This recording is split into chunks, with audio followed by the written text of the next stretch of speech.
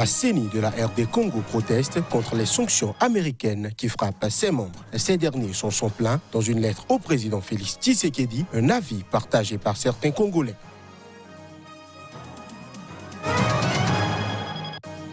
Abdel Fattah el-Sisi, actuel président de l'Union africaine, appelle à poursuivre la résolution politique de la crise libyenne. Plusieurs dirigeants réunis au Caire ont demandé l'arrêt immédiat des combats. Des dizaines de jeunes du township de Soweto apprennent le violon, le violoncelle ou la contrebasse dans une école réservée aux enfants noirs des townships. Une école qui veut corriger des inégalités datant de l'apartheid.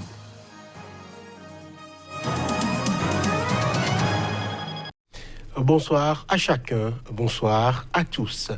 La Commission électorale nationale indépendante CENI de la République démocratique du Congo proteste contre les sanctions américaines qui frappent ses membres. Dans une déclaration transmise au chef de l'État, Félix Tshisekedi, la CENI juge ces sanctions imposées par le département d'État américain improductives. Un avis partagé par certains Congolais. Reportage Narcisse Oum. La Commission électorale nationale indépendante de la République démocratique du Congo proteste dans une déclaration transmise au chef de l'État Félix Tshisekedi contre les sanctions américaines qui frappent leurs membres. Il s'agit de Corneille Nangaa, Norbert Bazagezi et Marcelin Bazagezi, respectivement président de la Commission électorale nationale indépendante, du vice-président et du haut conseil de la CENI. L'administration américaine les reproche d'avoir entretenu la corruption en vue d'empêcher et de retarder l'organisation des élections crédibles et inclusives. Les médias de l'Occident, de manière générale, ont tendance à capter, à décrypter cela à travers cette sorte de grille de validation eurocentrique qui fait que dans leur entendement, de manière parfois consciente ou inconsciente, donc ce qui se passe en Afrique ne peut avoir de la valeur que si cela a joui de la bénédiction, si cela a joui de la participation, du tutélage, n'est-ce pas, des acteurs politiques ou économiques occidentaux. Donc, des élus locaux et certains membres de la société civile exigent la levée de ces sanctions qui frappent non seulement certains responsables de la CENI, mais également le président de l'Assemblée nationale et le président de la Cour constitutionnelle. Certains Congolais sont contre l'impunité, mais pensent que le litige sale doit être lavé en famille. À notre niveau, il est important et nous croyons que fermement, s'il y a une sorte de commission de réconciliation qui se serait organisée dans ce pays, cela aurait des répercussions plus positives pour l'ensemble du pays, plutôt que de se mettre à la chasse aux sorcières, qui n'aura que des conséquences que beaucoup auront à déplorer. En rédigeant cette déclaration, les membres de la CENI plaident pour que le président réagisse face à ces interpellations pour la levée des sanctions envers ces hauts dignitaires congolais. Au Mali, le ministre des Finances, Boubou Cissé, succède à Soumelou Boubei Maïga au poste de Premier ministre. C'était lors d'un transfert de pouvoir qui s'est déroulé à huis clos. Maïga, ainsi que le reste de son cabinet, a été expulsé par une motion de censure qui lui reprochait entre autres de ne pas avoir réussi à mettre fin à la violence entre les communautés ethniques avec le massacre d'environ 160 personnes le 23 mars. Le nouveau Premier ministre a tenu à remercier son prédécesseur au terme de cette passation qui s'est déroulée pour lui dans une très bonne ambiance. Suivons un extrait de ses propos. Nous venons de faire la passation. Le sortant vient de partir. Cette passation a été l'occasion pour moi de le remercier et de le féliciter pour le travail important abattu et accompli durant ces 16 derniers mois.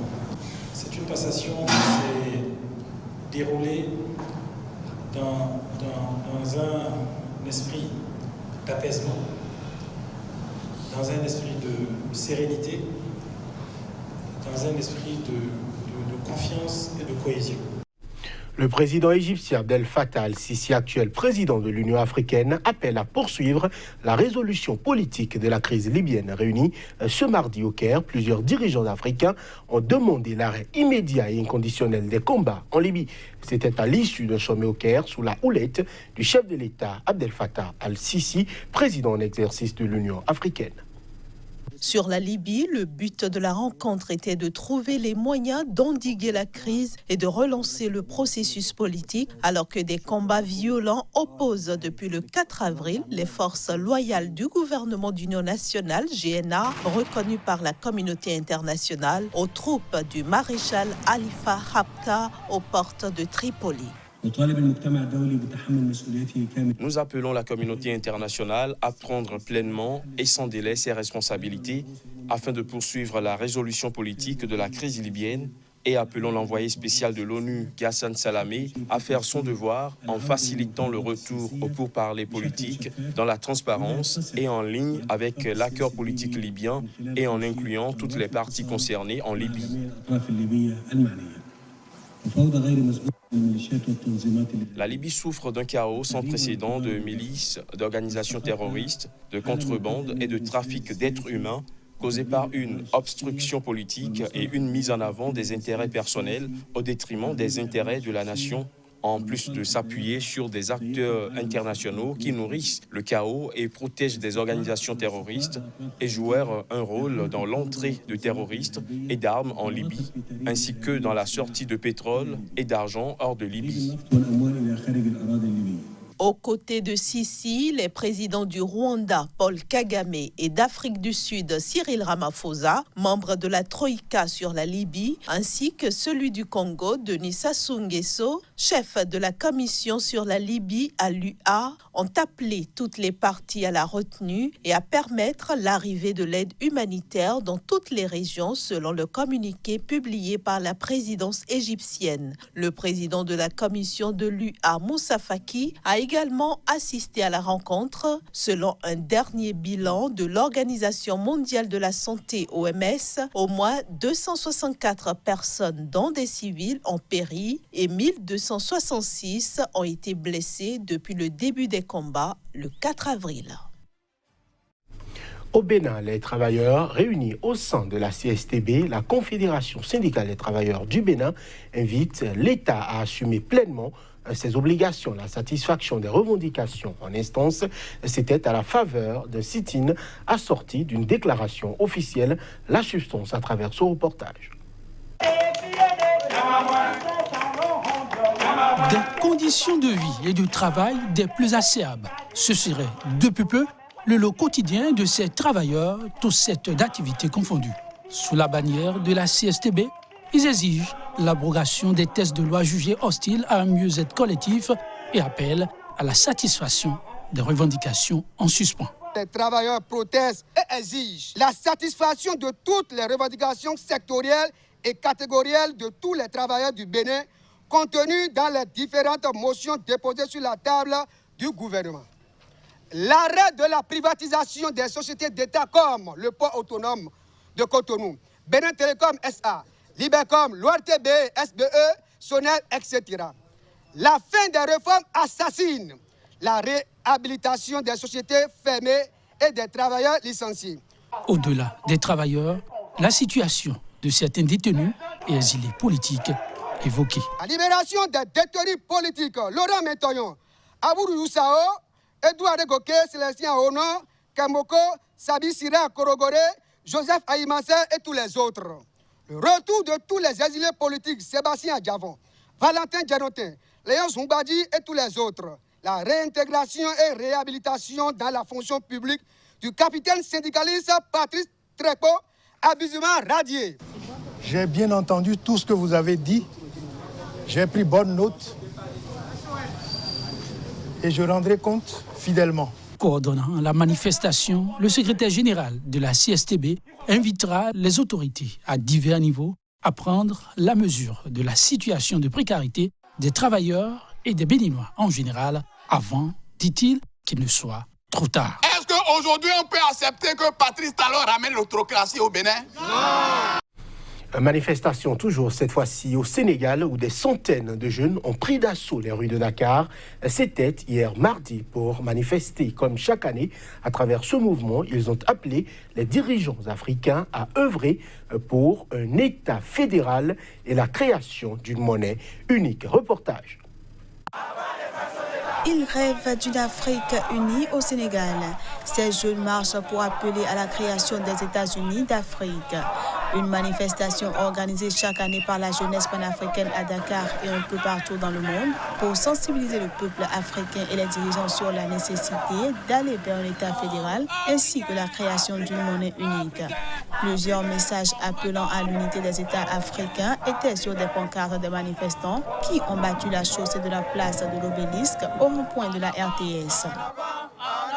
La jeunesse aujourd'hui doit prendre à son compte le combat pour l'unité africaine, le combat pour la mise en place des États-Unis d'Afrique. C'est la mission de notre génération et nous entendons relever cette mission-là. L'Afrique ne pourra se développer si elle n'est pas unie. Il est évident qu'aujourd'hui, partout dans le monde, c'est les grands ensembles qui comptent. Soit vous comptez d'un point de vue démographique, soit vous comptez d'un point de vue économique, soit vous comptez politiquement. Mais c'est les grands ensembles qui négocient dans le concert des nations. Donc il est fondamental aujourd'hui pour l'Afrique de s'unir pour former un seul bloc et pouvoir compter dans le concert des nations. Nous sommes pris sous l'emprise de la mondialisation. Et pour échapper au poids accablant de cette mondialisation, il faut que ces États africains acceptent de s'unir pour avoir une force commune et avoir mutualisé les forces pour relever les défis auxquels sont confrontés à ce continent. Plusieurs personnes étaient présentes à la mobilisation. Il s'agit entre autres des étudiants et des membres d'organisations panafricaines. Pour les organisateurs du mouvement, les gouvernements africains ont failli dans la mission d'unification du continent. Donc, il est temps que la jeunesse porte le combat.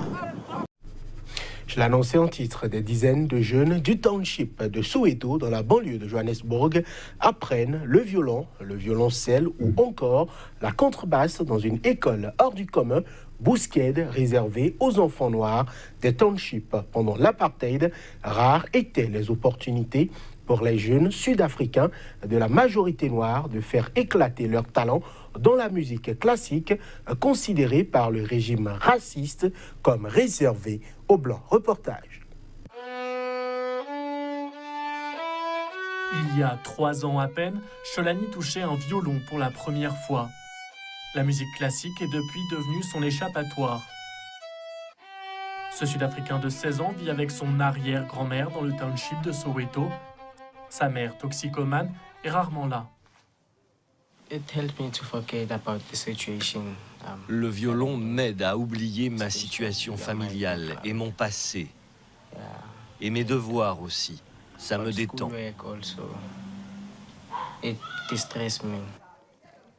5 fois par semaine, il va à Bousqued, une école de musique qui a ouvert ses portes à la fin de l'apartheid, en plein cœur de Soweto. La fondatrice, c'est elle, Rosemary Nalden.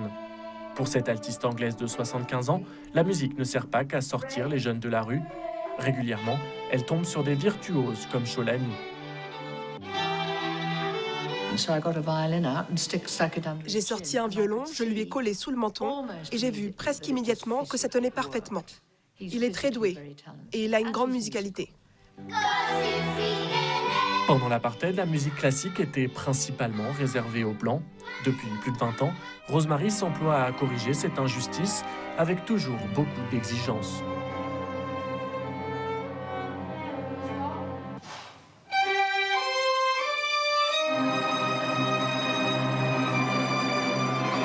Le résultat est là.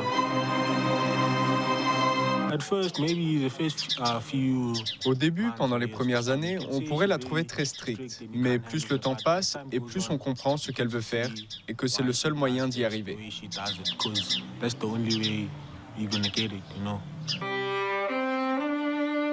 À force de travail, Mzwandile est devenu premier violon.